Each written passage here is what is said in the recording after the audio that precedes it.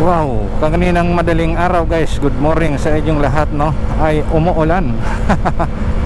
Ayan, no? Malamang uulan to, malas yung tigtigan tirakan. Kung sakaling uulan. Sabagay pag tuwing tigtigan tirakan, umuulan naman talaga eh.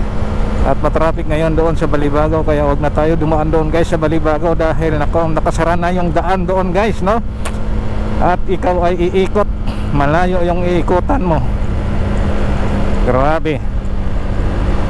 Lalo pa mamayang gabi, sobrang traffic na yan guys. Kaya sa lahat ng mga motor riders, sa mga motorista pala, wag na kayong dumaan doon guys.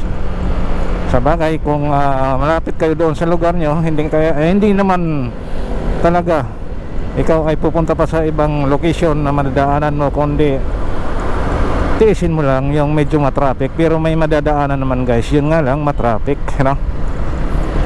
Sa mga taga Angeles City, Pampanga lang yun guys, no?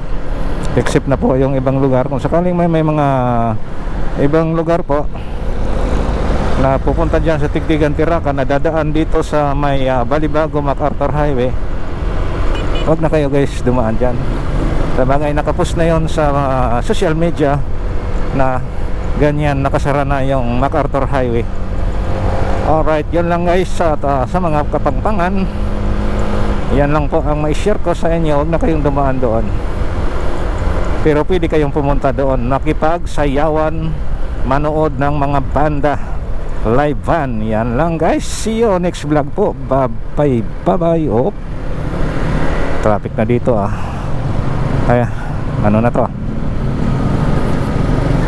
kala ko may checkpoint. Ano pala yan dyan, kanto pala dyan, no? Ito naman, nagsasalubong naman to.